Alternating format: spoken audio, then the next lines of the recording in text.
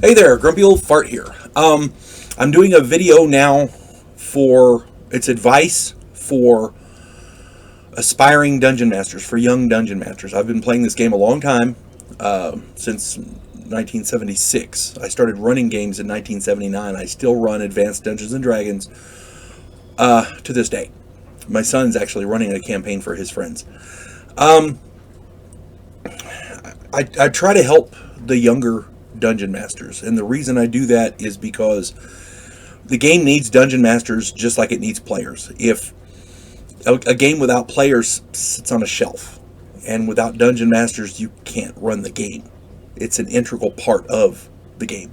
So I'm doing these tactical advice stories, D&D hacks, that kind of thing, hoping to generate interest for players and to help dungeon masters run better games. And I'm not saying I know everything, because I don't. This is just advice. You take it or leave it. But I found that this is generally what works. Alright, in Advanced Dungeons and Dragons, many times your players will want to enter an occupied fortification. Be it a tower, blockhouse, a mansion, a cave system, whatever. Or maybe even a full-blown castle. Who knows? The defenders of said fortifications, even with a minimal modicum of a tactical intelligence, will have set up defenses. And you have to keep this in mind depending on the fortification. If the player characters are breaking into a mansion to steal something, be it treasure or a map or an item, whatever, the person in that mansion will want to defend that thing. They'll want to hide it, whatever it is. They'll want to hide it. They'll want to protect it in a vault or, in a hidden room, hidden doorway, that kind of thing.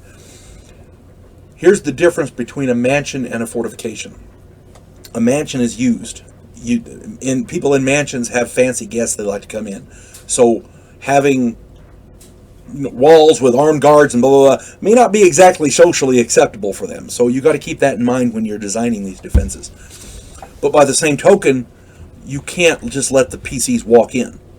Okay, so what I geared this for is a fortification with the intent to keep armed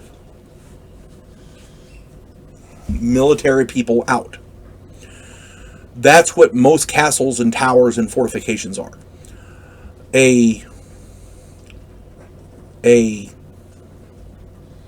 mansion is generally designed, you're going to have guards and you're going to have defenses, but they're going to be a little different. This is your fortification out in the wild. Okay? The general has a map in his safe and the PCs want to get in and get it, or whatever. Here we go. First line of defense. The primary objective of these defenses must be to keep the attackers out, to prevent entrance of the player characters into the place.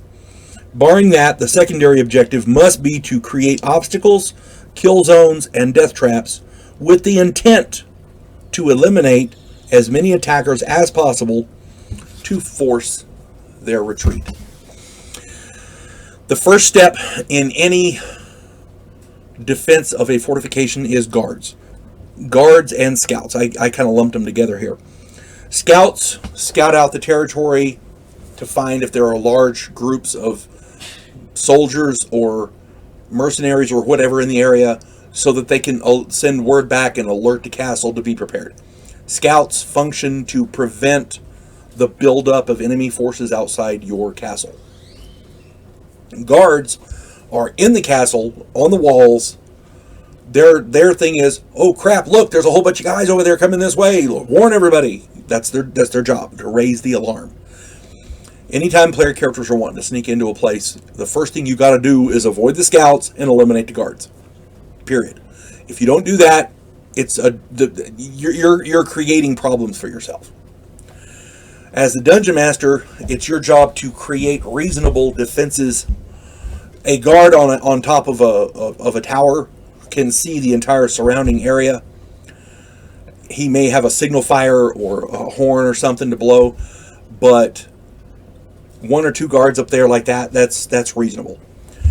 If you have that guard on top of the tower, or a couple of guards, whatever, on top of that tower, and there's 1,000 men around armed with barricades of spikes and, all their defenses already set up, that guard's going to have an easy damn job. You see what I'm saying?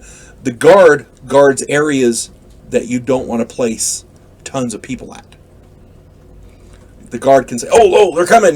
Raise the alarm." He blows a horn, sets the signal fire, whatever, and the guard, the friendly soldiers come rushing over to defend that place. Okay, or they wake up and grab their armor and put it on and get their weapons ready and blah blah blah blah. That's the purpose of a guard. All right, main gate. Anytime you enter a fortification, there's generally a main gate. The reason being, you want to create an entryway for large groups of people. Archers and other missile weapons from the walls and over the gate, along with boiling oil, fine heated sand, etc., to make even attacking the gate entrance as difficult as possible. These defenses here can include trenches with spikes, moats, and other barriers. Excuse me.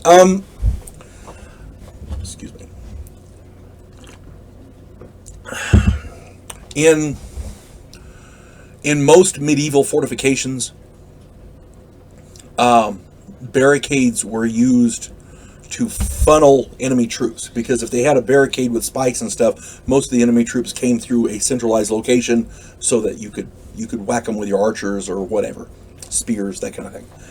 Limit the areas of approach.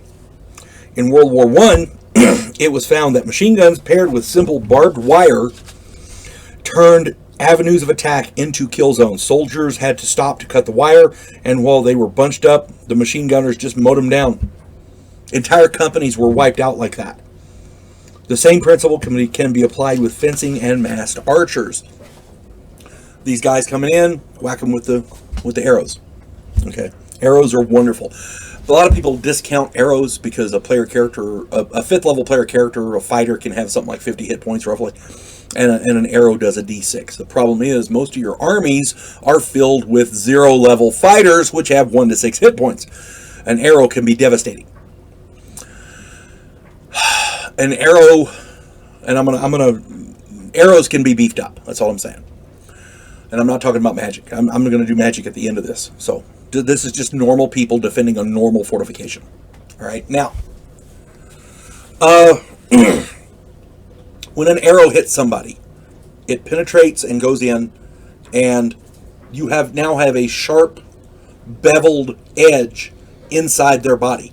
Whenever they twist or move or reach up or whatever's inside is moving, and that arrow head is then slicing up whatever it comes into contact with, doing even more internal damage. That's devastating. Whenever you have a player character who gets hit with an arrow, look up those pesky spellcasters. You'll see what I mean. Whenever you have a player character get hit with an arrow who doesn't immediately treat it somehow, get it out, push it through, whatever, you got to take that into account. That's all I'm saying. Now, you don't want to bog it down with, you're taking extra damage, you got 4 arrows, let's roll 4 more d6. You don't want to do that, but just take that into account. The gate and the door itself, the main entryway, must be able to withstand considerable force, battering rams, fire, etc. Whenever they would attack a fortress, the first thing they'd do is set the gate on fire and let it burn for a while. Oil, throwing bottles of oil onto the fire as it goes. Just keep the fire going. That way it weakens the gate. A gate with iron on the outside is better. Iron plate, whatever. And in medieval times you can do that. In fantasy medieval warfare, you can do that easily. But the reason they do that is so that the fire won't weaken the wood. If it's a stone entryway with a heavy stone slab that drops as the gate, that's even better. I'm just saying. Boiling oil burns the attackers. A lot of times when they're out there with a battering ram trying to get through the main gate, up above they'll drop boiling oil on them. If you've ever accidentally touched the oil in a deep fryer, if you've ever worked fast food, that shit hurts. Imagine that being poured all over you. Okay, that's not good. And here's the kicker. Oil burns. So that burning oil that falls on you, that boiling oil that burns the shit out of you, somebody above is probably going to drop a torch. Just saying. And when that happens, everybody there is then in a conflagration, an inferno, whatever you want to call it. It is a living hell. Nothing will make troops retreat faster than boiling oil then being set on fire. It works wonders. Once they get past that main entryway, and by the way, the guys up top can also shoot arrows at them. They can drop rocks on them, whatever.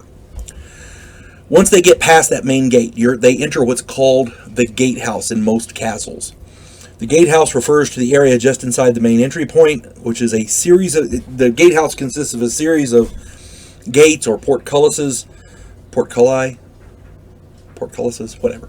The gates that drop. And these will keep the attacker stationary while defenders launch attacks from above through what are called murder holes. They've got holes designed for this. They've got a hole in the ceiling above the gatehouse. So you've got the gate, the main gate. They get through that. They get into this area. So this is outside. They've gotten through this main gate here. They're inside. There's a portcullis. They're trying to get through. Above in the ceiling up here, there's a hole, and this is called a murder hole. It's got a steel grate set in it so that they can't climb up through. But the gates, the holes are wide enough so they can shoot arrows down. They can pour more oil down there. They can drop torches, whatever. It's called a murder hole. Murder hole for a reason. It's so you can murder people. The sides of these gatehouses... Sorry, doggy emergency. The sides of these places also have... Sorry. You can't do anything about the dogs. Along the sides of these entryways, this gatehouse, where the enemy has broken through the main gate, and they're in here and they're trapped and they're trying to get through the portcullis. You got the murder hole above them where the guys are shooting at them and all. Along the sides, they have arrow slits, tiny slits where the guy can shoot arrows at them. Okay, so yeah, the idea is to create a kill zone there. Now, these kill zones can eliminate dozens of attackers. The more gates and portcullises the attackers have to penetrate in this area, the more kill zones are created. Normally, they have 2 or 3. Most gatehouses have 2 or 3. I've seen a castle in Norway, the plans for a castle in Norway, I don't know if it was ever built or not, but it had 6. I'm just saying. Now, portcullises are especially effective because defenders can spear attackers through the holes when they try to lift the heavy gates. These defenders can then retreat back behind the next portcullis or gate or whatever once the attackers are able to start to lift that one. Okay, you stab them until you can't do it anymore, then you retreat back behind the next gate or portcullis. It just creates more death and destruction. Once the attackers get inside the walls, a good defensive organization will create containment areas inside the walls where attackers are bottlenecked into narrow egresses or small yards where archers, slingers, and spearmen can rain missiles down on them. Escaping one of these zones just puts the attackers into another kill zone, then another, and another. A series of courtyards that can be shut off and isolated is brilliant. And I've seen this in ancient fortifications, and it's brilliant. A conscious effort by the defenders to prevent cover or concealment in these areas and make it as difficult as possible to exit these areas is almost a necessity. If they're not doing that, they're doing something wrong. Okay? The longer the attackers are kept in an enclosed area without cover and concealment, the more of them that can be eliminated.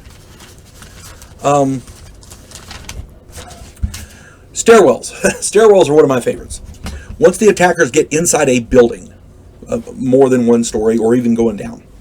Well, up is better, but down is, Once the attackers get inside a building, they then have to go up through a stairwell to get to wherever they've got to go. Once the attackers get inside the building, the defenses get more desperate. Stairwells are built in castles and towers and other fortifications with ventilation, especially in the ceilings. The reason is so that stairwells become death traps. Stairwells are circular in design so that attackers are forced to ascend to the right. The reason being, their weapon arm, their sword arm, is cramped up against that wall, and they're less effective in combat. Defenders and that's important, okay? Because if your guy can swing his sword and the other guy can't, you know. Defenders at the top of these encased stone stairwells can, once all of the surviving defenders have vacated the stairs, pour barrels of oil down the stairs. This has a number of effects. First is it makes the stairs slick and slippery. And once these guys are down there clamoring, trying to get up the steps in their heavy armor and everything, then you drop a torch down there. The entire area becomes an inferno. Fire is a very effective tool in defending these stone encasement, these stone stairwells. Burning them to death it's not pretty, it's not nice, but it's effective. It is important to note that once this action is taken, the defenders must have good ventilation in where they're at and an escape route other than the stairwell. A secret stairwell that goes down into the basement where they have a tunnel to get out. Some way out. Because once you ignite that stairwell is no longer usable for you as the defender. Okay. As you can see, attacking a fortification in a medieval setting is difficult at best. Player characters lacking a sizable force which can withstand such losses should probably find a better way. Sneak in.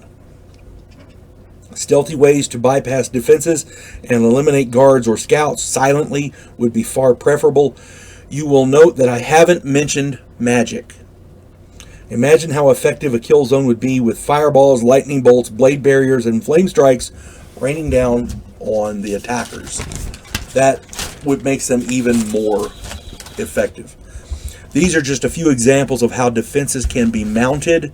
Trenches filled with spikes and pitch, which can be ignited when the enemy is trying to get past them.